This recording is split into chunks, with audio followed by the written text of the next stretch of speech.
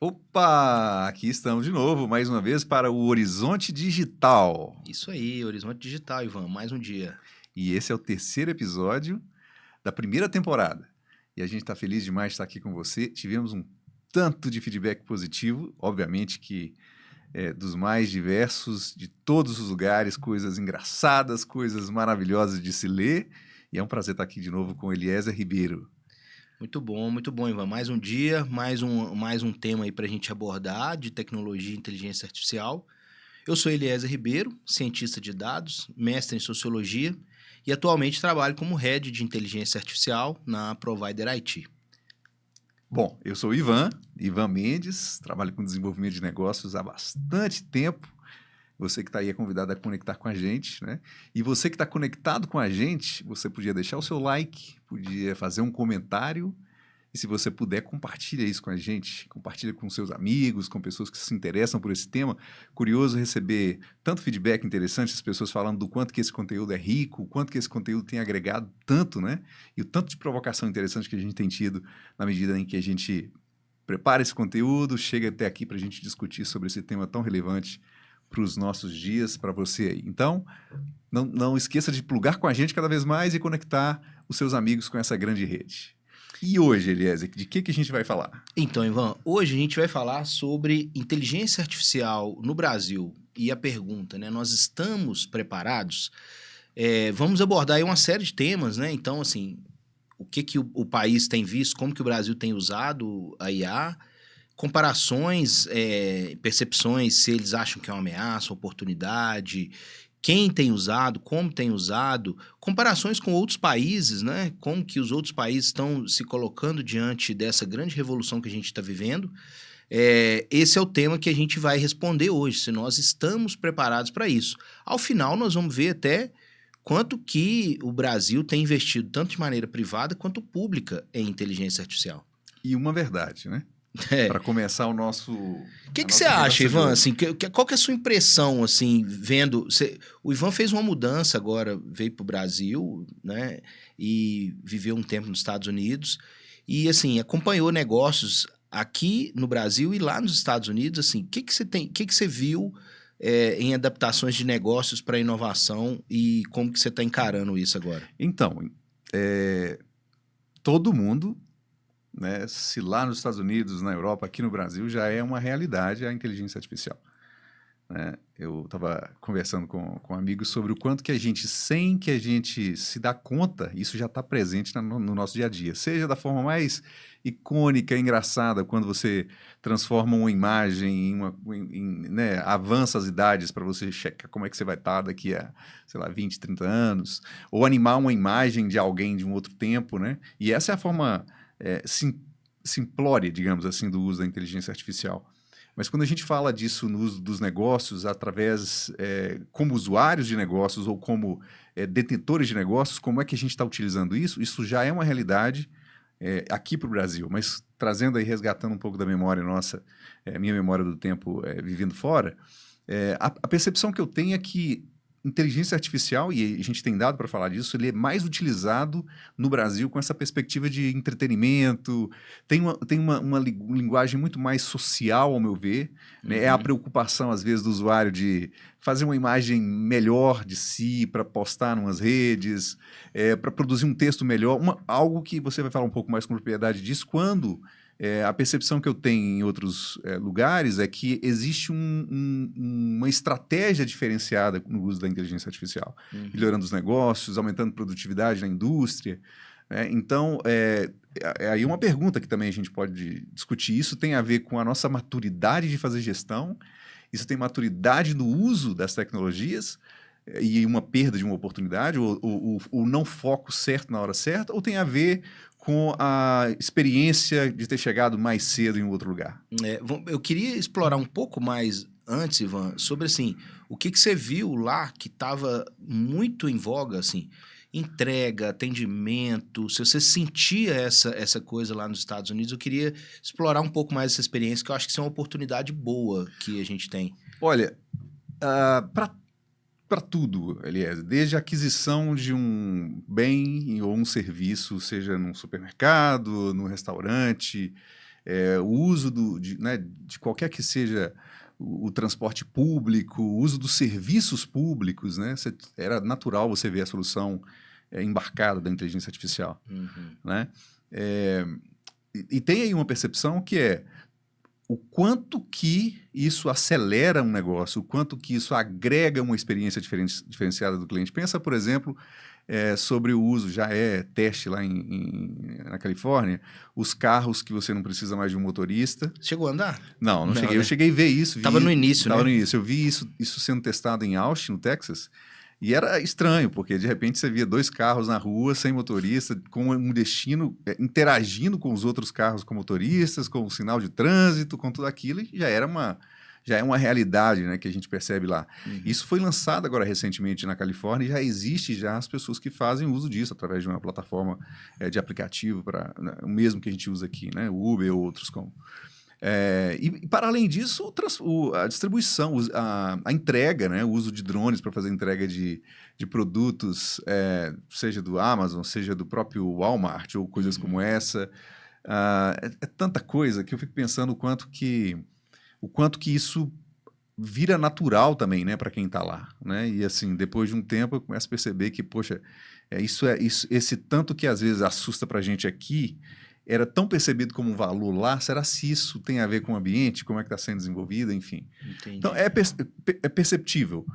E eu acho que para quem tem a experiência dos dois, né, das riquezas maravilhosas que a gente tem aqui no país e das experiências que a gente teve lá, talvez a coisa que eu mais percebi e que é algo muito bem trabalhado pelo americano é a experiência do cliente. É o tanto que, sem que você perceba, ele te dá um tratamento muito melhor, uma entrega muito mais assertiva, uma experiência da compra mais assertiva, né, no uso dos totens, né? O direcionamento seu para a aquisição do produto certo, muito, em todo lugar. Totem. Desde um totem na mesa de um restaurante, que você não precisava chamar mais o garçom, e passa pelo processo todo, inclusive porque eu sou cliente, eu faço uma identificação, ele já me dá um histórico do que eu consumi naquele período, ou num outro período, e é a propensão que eu escolho o mesmo tempo que eu devo ficar, e aí o tanto que para mim é importante a entrega no tempo certo, da forma certa, enfim. A identificação de que eu tenho junto comigo os meus filhos, que é valor para mim que os meus filhos também tenham interação. Então, isso já estava percebido lá nos restaurantes, e vivi isso em algumas situações. Eu vejo o seguinte, né? Aqui no Brasil, a gente já costuma experimentar isso em alguns atendimentos, né? Tá ainda muito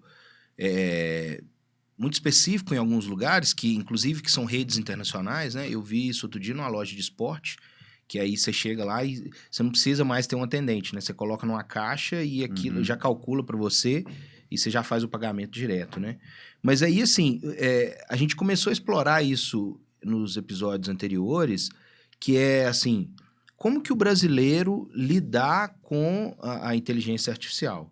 E a gente observa que o Brasil, ele é um país que ele se adere muito bem a ferramentas de tecnologia. Então, a gente vê a adoção do WhatsApp é muito forte, a adoção do Instagram, de Facebook, o Orkut antigamente, né? Muito antigamente, assim, o Brasil sempre adotou muito essas coisas rápido. Tanto é que saiu um relatório há uns 3 meses falando que o Brasil é o 4º país que mais usa o ChatGPT. Então, há um uso intensivo. Inclusive, também, assim, de outro lado, a gente teve problemas de vazamento e nós tivemos o Brasil como sendo um dos países que também mais vazou dado e que esse era um problema. Então, a gente tem um uso intenso e, assim, o Brasil gosta de usar novas tecnologias e isso chega muito, muito direto, né, para o consumidor final, que é uma grande questão, né? Nós estamos falando de inteligência artificial agora porque chegou no consumidor final, né? Chegou na dona de casa que pode usar, que pode fazer, né? Não é aquela coisa que você acha que está só em filme, né? Você quer comentar alguma coisa aí? Não, eu fico pensando que a gente citou isso em algumas oportunidades sobre a capacidade que a gente tem como nação, né? A gente tem uma população jovem, curiosa, acessível. A gente tem os desafios, obviamente, da própria comunicação comum, a gente Diversidade, citou né? isso, mas essa diversidade, essa capacidade e esse desejo de interagir, de se envolver, do novo, do curioso, né? Que é muito característico de um país como o nosso. Uhum. Talvez você não veja isso tão presente na cultura nórdica, do pessoal que talvez seja um pouco mais desconfiado. Não, e aí nesses outros países a dificuldade tem o acesso, mas não tem a mesma empatia para com o tema, enfim. Eu sei que a gente é um mega de um potencial.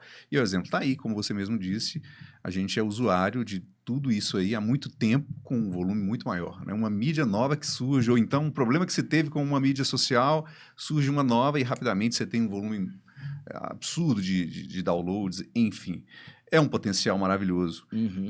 Acredito que a gente tem, e a gente vai discutir um pouquinho aqui sobre isso, que melhorar a infraestrutura disso, para que o uso disso seja feito de forma tão, de valor tão percebido, que esse uso não se torne apenas o uso social que a gente tem visto tanto. Eu me lembro do quanto que rapidamente as pessoas utilizaram, né, as mudanças todas lá de...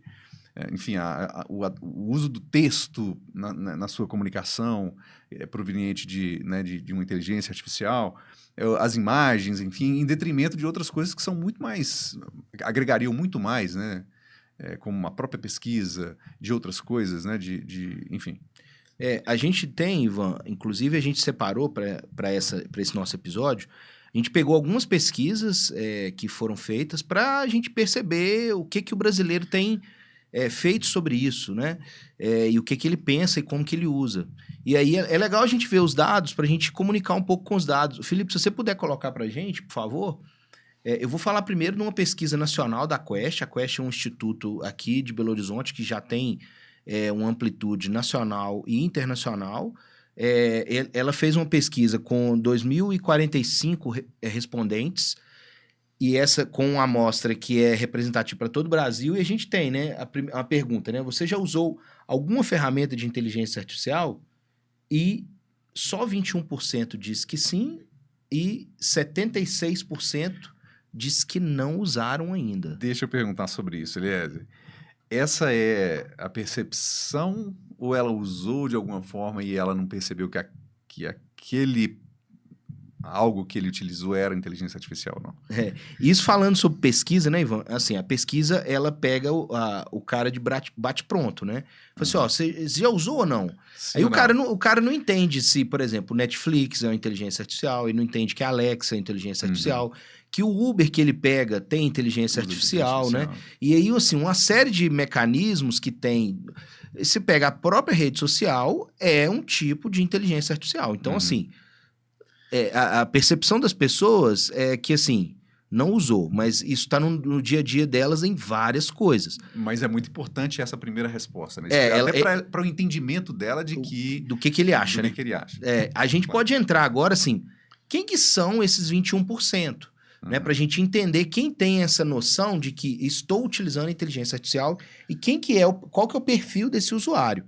Então, a gente pode entrar, vamos seguir, por favor, Felipe? A gente observa que, olha, foi estratificado isso por idade.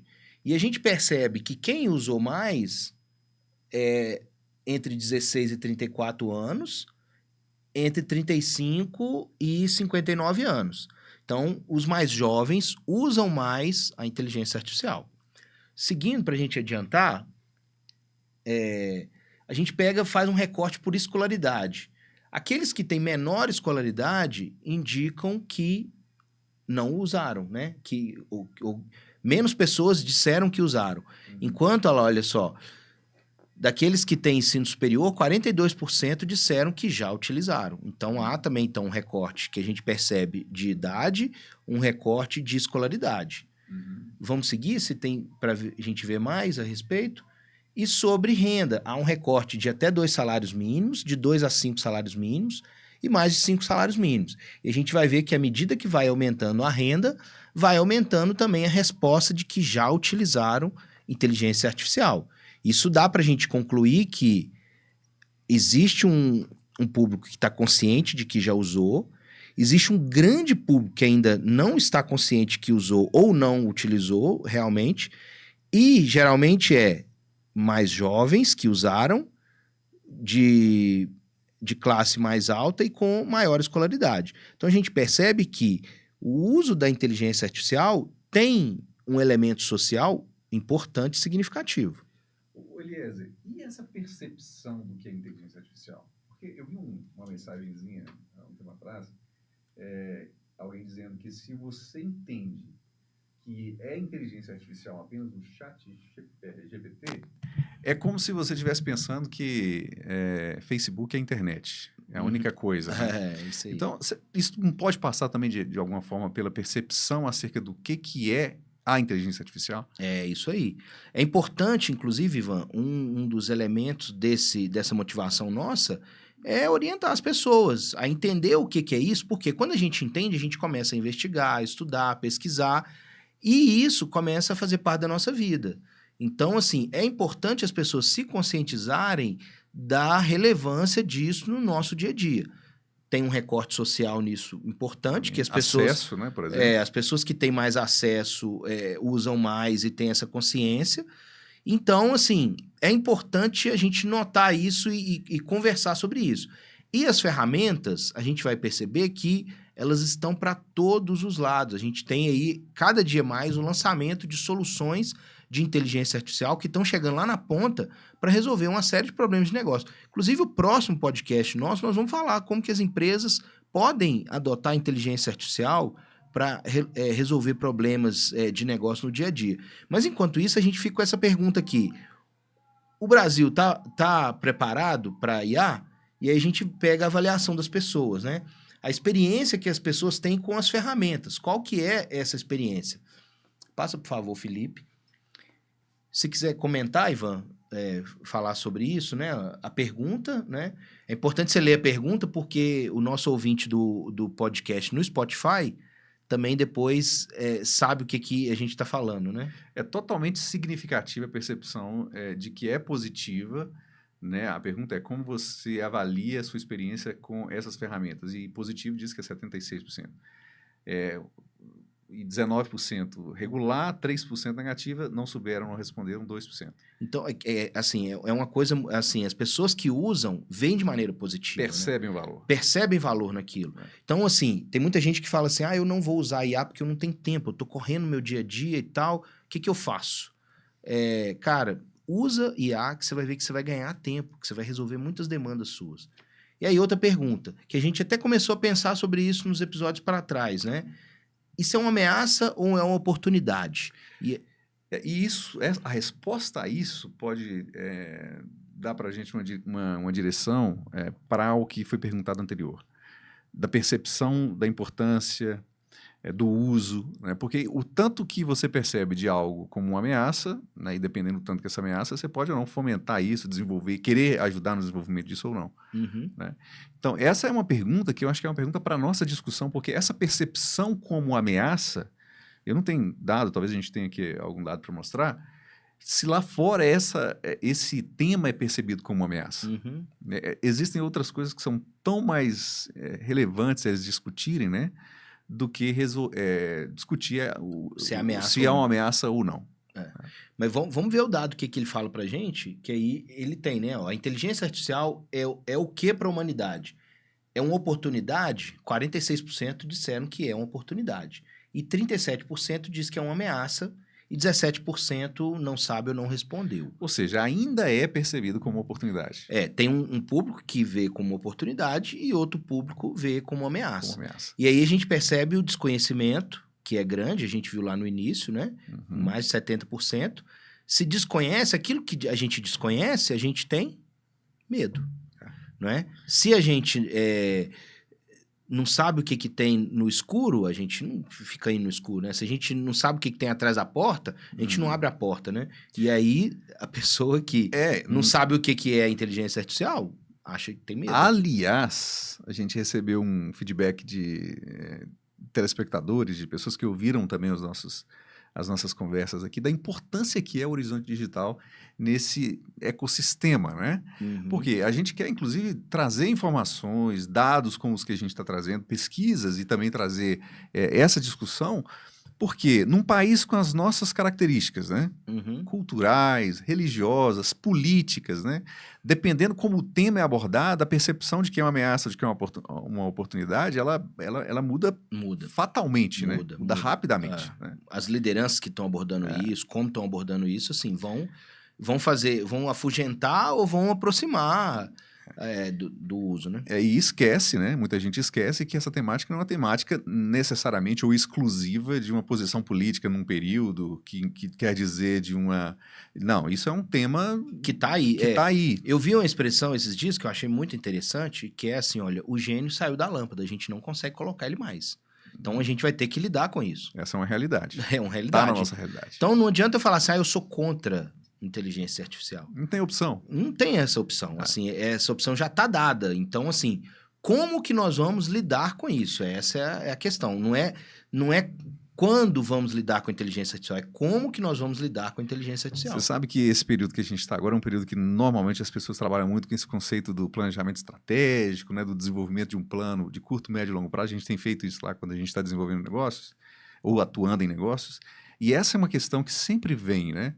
Naquelas análises lá que a gente pensa sobre o interno, o externo, ameaça, oportunidade, quando a gente fala de fraquezas e de forças dentro de um negócio, a percepção de que existe e a forma como se lida com isso, se é percebida como ameaça, né? Como é que você pode utilizar do que você tem de força, do que você tem de fraqueza naquele negócio e criar estratégia específica com aquilo, né? Sim. Então, a gente não está falando, obviamente, de estratégia, de plano de inovação, não é isso que a gente está falando. A gente está falando da inteligência artificial como ameaça ou como oportunidade. E aí a fala é, bom, se é percebido como uma ameaça, será se essa percepção não está relacionada, talvez, com uma visão de não usuário fidedigno, alguém que usa apenas uma parte disso e não percebe o valor que é, né? Uhum, sim, é isso aí, Ivan. Eu quero pegar um pouco a comparação agora. Se puder tirar a pesquisa, por favor, que depois a gente continua nela, Felipe. Pode tirar ela. Eu quero pegar uma comparação com os Estados Unidos, que a gente viu pesquisas, aí tem até um texto, depois a gente pode colocar nos comentários aí, a comparação entre Brasil e Estados Unidos, como que o brasileiro usa e como que o americano usa. A parte de investimento já é uma coisa assim, nem dá para discutir, né? Porque, de fato, a gente investe muito menos do que qualquer uma dessas grandes principalmente a iniciativa privada brasileira, assim, a gente tem um capitalismo sem capitalista, né? Então, assim, o capitalista brasileiro corre muito pouco risco, investe muito pouco. Mas se a gente vai perceber, assim, como que o usuário americano está fazendo e como que o usuário brasileiro tem feito, já tem pesquisas e pode comparar isso. E a gente percebe que as pesquisas têm mostrado que o quê?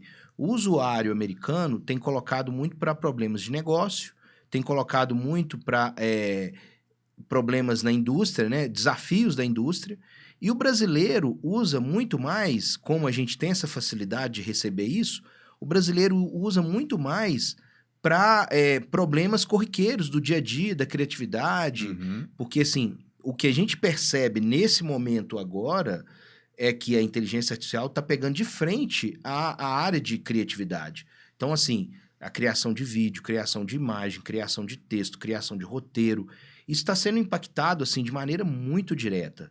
E, assim, independente de nações, tá? Mas o brasileiro médio usa muito mais a IA para resolver problemas cotidianos, enquanto o americano usa muito mais para resolver problemas de negócio e de indústria. E, aliás, nessa pesquisa, me parece que o temor nos Estados Unidos é que esse uso seja um impeditivo, uma fronteira no desenvolvimento de criativos, né? Uma vez que as pessoas lá, elas são, em algum momento, tendenciosas a quererem utilizar isso para resolver os problemas corriqueiros em detrimento aos problemas da indústria, os problemas do negócio, que é o que eles realmente utilizam lá.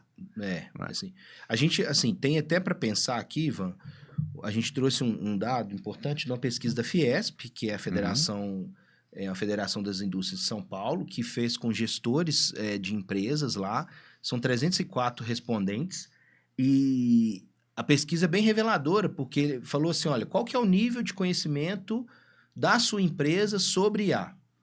E aí a gente vê que 65% ou desconhece um assunto ou conhece muito pouco do assunto. Então, algo que está mudando tanto o mercado, a gente tem do empresariado um desconhecimento muito grande. Mas, do ponto de vista positivo, tem, olha, você pretende buscar conhecimento? Quase 80% quer buscar esse conhecimento. E aí, onde você quer buscar? A maioria, geralmente, em cursos e workshops, para poder se atualizar. Então, a gente tem o empresariado dizendo, essa aqui é uma pesquisa agora de recorte de empresariado. Ele falando que 65% deles conhecem pouco disso. E 34% diz que conhece bem e já tem buscado mais informações. E 1% se diz especialista. Ou seja, ali a gente já sabe que você tem uma função aí como head de inteligência de uma grande empresa aqui no Brasil, que é multiplicar esse conhecimento, né? Você está levando isso aí, se você quiser, inclusive, falar, querer conectar as pessoas com a sua solução, aliás. Hoje, inclusive, assim, um dos desafios nossos enquanto consultoria é prestar consultoria para as empresas para que elas tenham um plano de IA como estratégia, ou então, já empresas que têm mais maduras, já desenvolver soluções de inteligência artificial. Então, assim, a gente está chegando hoje para as grandes empresas e apresentando os nossos serviços e produtos que a gente tem, ou para prestar consultoria para ela, ou então para ajudá-las a desenvolver. Porque a gente percebe que a inteligência artificial ela não pode ser também algo que é tirada de um contexto e enfiada na empresa, porque senão ela não é usada. A gente percebe que ela tem que ser co-criada junto com os processos da empresa, porque aí muda junto a tecnologia, mas muda cultura, muda processo, e vem aí um conjunto de alterações que a gente percebe que o quê? A gente tem um cliente que a gente está trabalhando agora, que a gente percebe que a solução de IA vai mudar o processo da empresa dele todo. Agora, pensa, de repente, né, chega lá numa empresa que tem 700 funcionários. E, de repente, a discussão em torno agora é a gente vai ajustar os nossos processos, a gente vai implementar a inteligência artificial aqui que vai melhorar o negócio. A primeira, talvez, se não a primeira, mas das primeiras discussões entre o time é quem vai sair primeiro, não é? Essa é uma coisa interessante, Ivan, porque o que a gente tem percebido, inclusive com dados do CAGED, que é a Pesquisa Nacional de Emprego, é que nesse primeiro momento a IA não está gerando desemprego. O desemprego já vem de alguma maneira estrutural por conta da própria automatização, tá? Mas a gente percebe que as empresas preferem se resguardar porque a empresa está lá e ela tem a entrega dela do dia a dia. Então ela não chega e vai cortar o funcionário, fala assim, eu vou eliminar aqui 20% da minha mão de obra. Não é assim que funciona, né? E tem a ver também, né, a gente sempre fala disso, que tem a ver, obviamente, com as culturas que são estabelecidas, né? Os negócios que existem há muito tempo, em que, para muita gente, o negócio era aquele nível, aquela estabilidade, não o potencial de crescimento. Porque uma empresa que tem 700 produzindo tanto, gerando tanto, adicionando ou ajustando os processos com as ferramentas que estão à disposição, com a inteligência que está à disposição, né? Esse negócio ele pode manter 700 e ter uma produtividade muito melhor e todo mundo ganha. É isso aí. Inclusive, ela pode achar dinheiro novo, né? Que é o que se diz no mercado. Desenvolver novos produtos, né? Encontrar outras formas, outros clientes que talvez ela nunca tinha percebido. Enfim. Sim, isso mesmo. Ô, Felipe, segue lá na pesquisa, que está quase acabando. O conhecimento ele está relacionado a quais temas, né? Quem conhece qual tema? Conhece a automação de processo, que não é em si inteligência artificial. A gente tem soluções de inteligência artificial que ajudam a automatizar processo, e aí a gente chama isso de hiperautomação, não é? Chatbots, que é algo que chega batendo de frente. Todo mundo está começando a usar. E a gente percebe como, por exemplo, processamento de linguagem natural, análise preditiva, visão computacional, que são soluções que são tradicionais de inteligência artificial, são pouco conhecidas. Pode seguir, Felipe, por favor? E aí, no final, qual que é a visão da empresa sobre o impacto da IA nos negócios? E a gente vê que 68% deles acreditam que vai impactar muito o negócio ou que vai transformar o negócio. Então, assim, os empresários estão sentindo a água subindo e acreditam que isso vai impactar o negócio deles. Então, há essa resposta, né? E aí, essa pergunta pode ser, inclusive, para os nossos telespectadores, as pessoas que estão acompanhando a gente aí, onde quer que seja. Qual que é a sua visão, a visão do seu negócio sobre o impacto da inteligência artificial nesse seu negócio? né? Como é que você percebe isso? E aí, para além dessa pergunta, embora a gente já tenha uma resposta, né, mais ou menos ali, porque isso é um retrato fiel, né, das empresas no Brasil, como é que você vai lidar com isso? Você vai perceber isso como uma oportunidade, né? Isso é inevitável, já que se você é indústria, se você é negócio não vai utilizar disso de alguma forma, você vai estar na estratégia de alguém, né? A gente fala muito sobre isso. O que você vai fazer com isso? Sim. Né? Essa é uma pergunta que tem que mover a gente de alguma forma em alguma direção, né? É importante, Ivan, porque a nossa solução hoje, enquanto eu como head de inteligência artificial, é poder ajudar as empresas a organizarem essa estratégia, tá? A gente tem já essa noção e a gente percebe que o Brasil, ele se tornou A gente está vendo agora várias informações de empresas que estão investindo pesado no Brasil. A gente pega, semana passada, Bill Gates esteve no Brasil, Satya Nadella, que é o CEO da Microsoft, investiram, já colocaram planos de investimento no Brasil de 17 bilhões de reais para fazer principalmente data centers para computação em nuvem, para processar muita informação.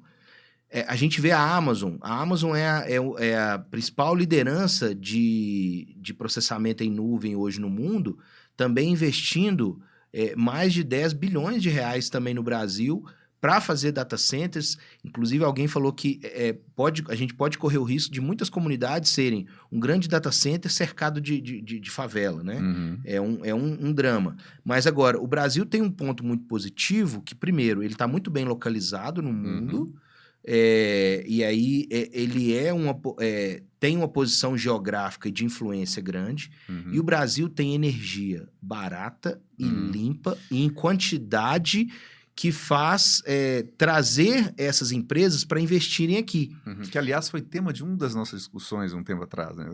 Infraestrutura e com o uso, né? O custo que é a inteligência artificial. Sim, o custo é alto, a gente percebe que ela tem um custo de processamento, um custo de resfriamento, e ela consome muita energia. E o Brasil tem abundância de energia limpa. Enquanto a Europa está discutindo, por exemplo, a guerra da Ucrânia, e aí tem lá o gasoduto da Rússia que atendia toda a Europa, que foi bloqueado. Isso fez com que a Europa teve que retroceder, por exemplo, com energia nuclear, energia do carvão e tal. O Brasil tem muita produção eólica, hidráulica, de energia limpa em boa quantidade, então isso se torna uma oportunidade para o Brasil.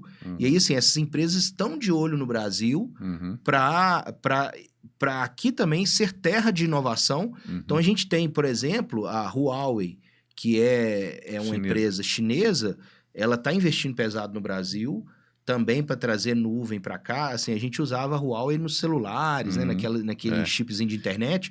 Agora, uma coisa que é importante é que a Huawei, por exemplo, tem 60% do orçamento dela para gastar patrocina a gente, né? Oi? Huawei patrocina a gente. Patrocina a gente, estamos aqui. 60% do orçamento é para investimento em pesquisa e desenvolvimento. Então, assim, o nosso empresariado também tem que se atentar para a gente poder fazer esses investimentos.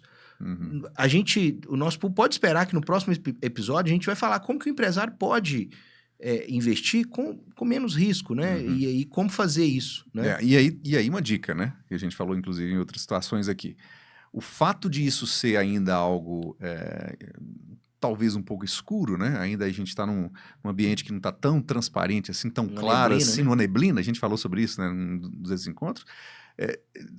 Não significa que você não deva fazer um movimento de buscar uma empresa, alguém que entende do tema, para fazer um plano de curto, médio, longo prazo, se esse é o caso, se a gente tiver tempo para longo prazo, né? Não sei se é esse o caso, porque de fato é uma realidade, né? E olha o cenário de oportunidade, né? Essas grandes empresas chegando ao Brasil, atentando para a capacidade que a gente tem como sendo um país continental, com a capacidade que a gente tem de ser resposta para o mundo, né? Tendo soluções de diversas formas. Por que lá fora se percebe isso e às vezes a gente aqui não percebe isso, né? Exatamente. Então, a gente percebe que o empresariado ele precisa abrir a visão para esse tipo de solução.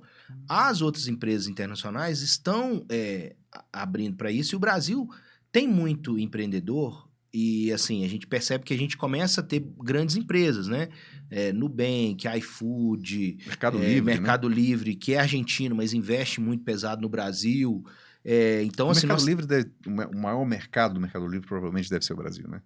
Eu acho que a gente pode até pesquisar isso, mas eles já entraram, por exemplo, no México também, que é um país em desenvolvimento que é grande também, mas eu acredito que o principal mercado dele é o mercado brasileiro. E, assim, você vê que você consegue grandes entregas e muito rápido fazendo acesso, né? Mercado Livre patrocina também, né? Não. Aliás, se você quiser nos ajudar, inclusive, marcando, a gente não está só buscando isso, né?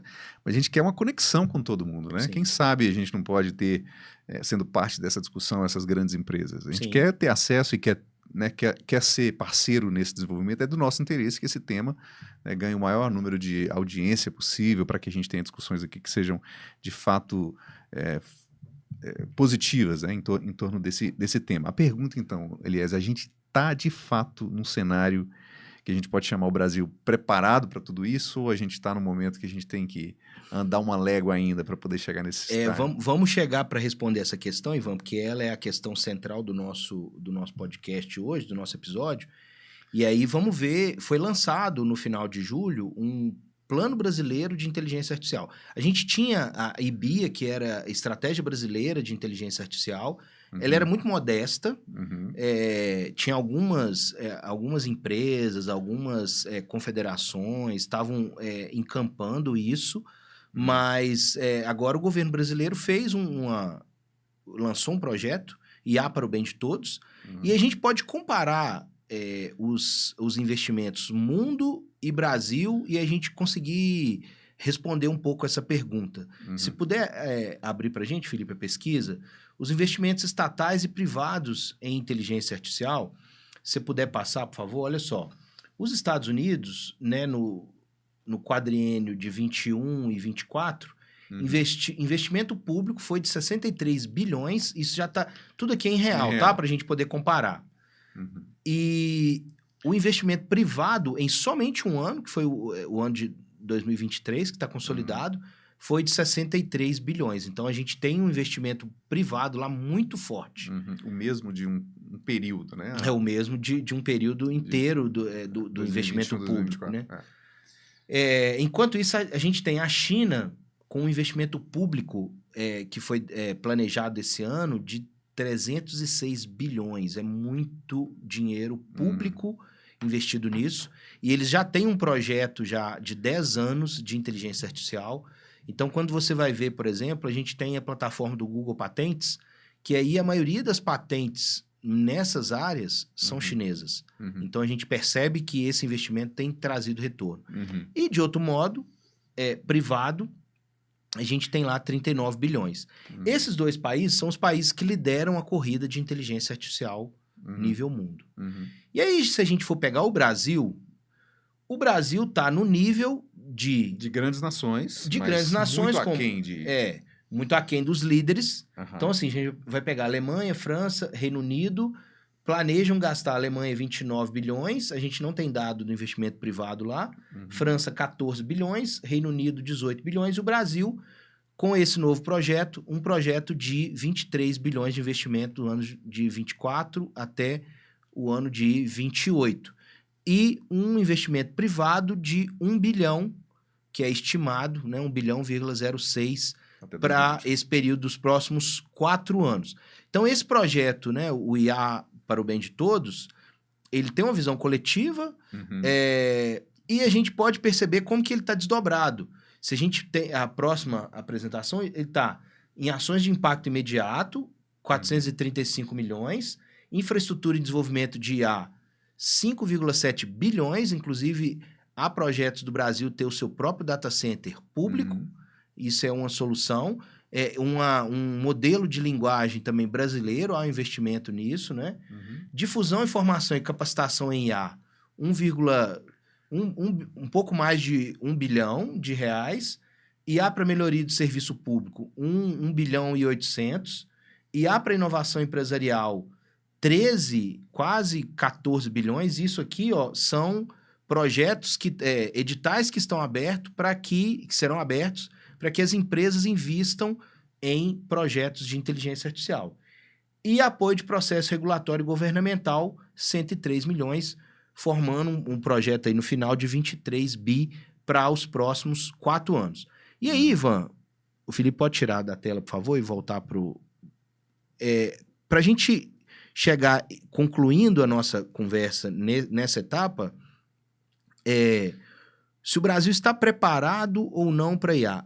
A gente está chegando um pouco tarde, a gente não está nas nações que estão liderando a inteligência artificial, mas nós começamos a dar os nossos caminhos. Do ponto de vista do uso, a gente tem um uso muito intenso. Do ponto de vista de conscientização, a gente não está conscientizado ainda. Esse uso intenso, ele está limitado a uma bolha, que é por classe social, renda e idade, tá? E a gente percebe que a gente tem o empresariado e o governo se movimentando para poder fazer esse investimento no futuro. E aí é a gente cobrar, fiscalizar e se inteirar desse assunto o máximo possível para que o Brasil colha os melhores resultados disso, porque a inteligência artificial vai trazer os grandes resultados da indústria, do comércio, do atendimento, do futuro, a gente vai ter nas soluções de técnicas de inteligência artificial.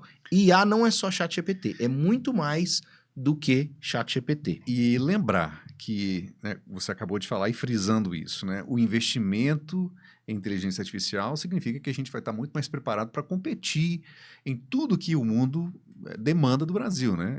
Hoje a gente é uma resposta, por exemplo, ao que eles chamam do precision, né?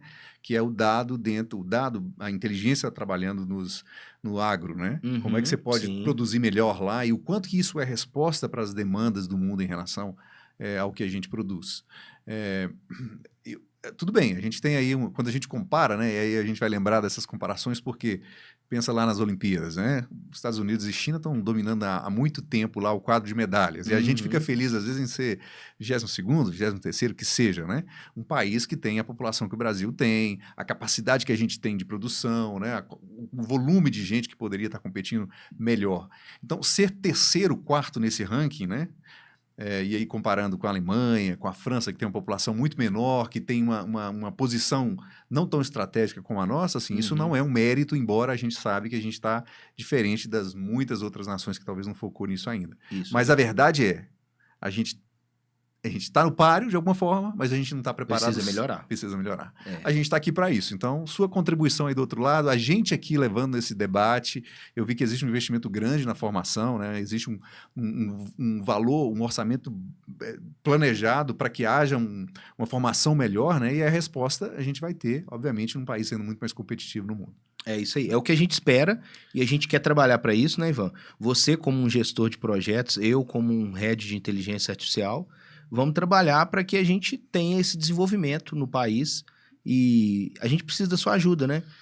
Indicar para alguém o nosso podcast, comentar, curtir, compartilhar, tudo isso fomenta aqui por trás, tudo isso que a gente está fazendo aqui é um esforço grande, né? Claro. O Ivan corre de lá, eu corro daqui, para a gente estar aqui para entregar esse conteúdo legal para vocês. Então, se vocês puderem indicar, interagir, colocar aí para os seus amigos, é muito legal. A gente está no YouTube, a gente tá no Spotify e a gente tá também no Instagram. A gente tem uma página no Instagram. Se você puder seguir lá, a gente conta com você. Eu vou fazer um pedido desses assim que são provocadores, né? Quem sabe você não faz um arroba para alguém que você conhece que deveria ter acesso a essa informação que ainda não teve, né? Quem sabe você não faz um tag para uma empresa dessa, alguma dessas organizações que tem informações que querem também multiplicar nesse ambiente. Quem sabe o governo não quer usar dessa plataforma também para multiplicar isso. É o nosso interesse, obviamente, né? E desmistificando, inclusive, né, Eliezer? Porque essa também é uma das questões, né? A gente falou tanto sobre essa questão da percepção de se é oportunidade ou ameaça, né? Na medida que a gente coloca luz nesse tema, eu sei que a gente vai ter muito mais gente utilizando os benefícios da inteligência artificial. É isso aí. Vamos para o próximo? Bom. Isso aí. Muito obrigado. Valeu. Até o próximo encontro. Até mais, gente. Até Valeu. mais. Tchau, tchau.